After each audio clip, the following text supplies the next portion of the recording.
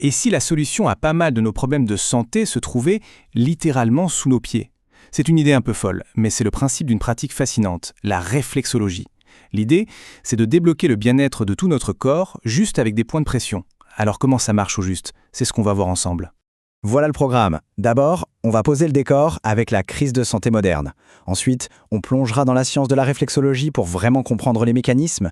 Puis on verra comment ça peut débloquer les systèmes du corps avec un cas d'étude très parlant, le canal carpien. Et on terminera sur ce qui rend cette approche si unique. Allez, on commence. Première partie, une crise de santé moderne. Parce qu'avant de chercher des solutions, c'est toujours mieux de bien identifier le problème. Et ce problème, eh bien, il nous concerne à peu près tous. Regardez bien ce chiffre. 75%. Oui, d'après le corps médical, c'est la part de nos problèmes de santé qui viennent directement du stress et de la tension. On se rend compte? Les 3/4, c'est juste énorme. Et c'est précisément ce mal moderne, cette tension permanente, que la réflexologie prétend pouvoir soulager. Bon, face à ce constat un peu plombant, qu'est-ce qu'on fait?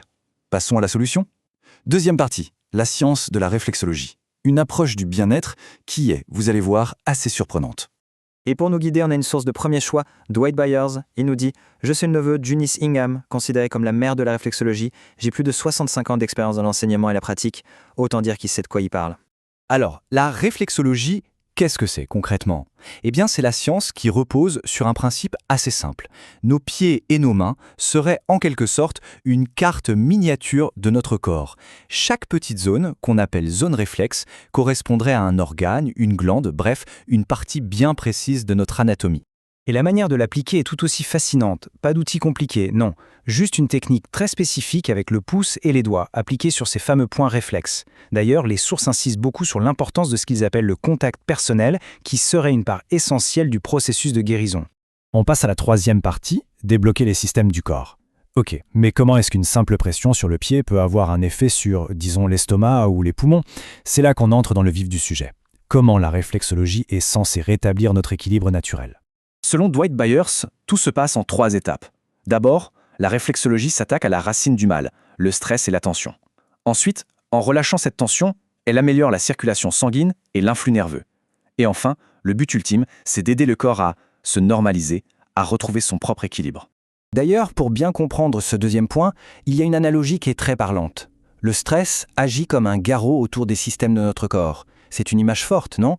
Ça bloque tout, la circulation du sang qui transporte l'oxygène, mais aussi les signaux nerveux, un peu comme quand on a le bras endormi parce qu'on a dormi dessus.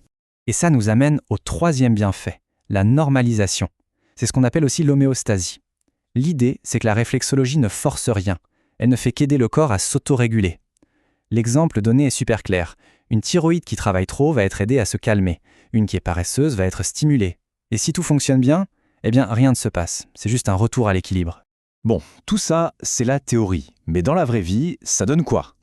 Passons à la 4e partie avec un cas d'étude très concret, le syndrome du canal carpien. La question est donc simple. Comment est-ce que cette approche peut bien s'appliquer à un problème aussi courant et localisé que le syndrome du canal carpien? Et c'est là que ça devient vraiment intéressant. Parce que, selon les sources, la douleur qu'on ressent dans le poignet ne vient souvent pas du poignet lui-même. En fait, l'origine du problème se situerait bien plus haut, au niveau des voies nerveuses qui partent des vertèbres cervicales et thoraciques. Du coup, en toute logique, pour soulager un canal carpien, le réflexologue ne va pas se concentrer sur le poignet. Non, il va travailler sur les points réflexes des pieds qui correspondent à toute cette chaîne nerveuse, les cervicales, le cou, l'épaule et le bras. L'idée, c'est vraiment de traiter le problème à sa source. Tout ça nous amène tranquillement à notre dernière partie, une voie unique vers la santé.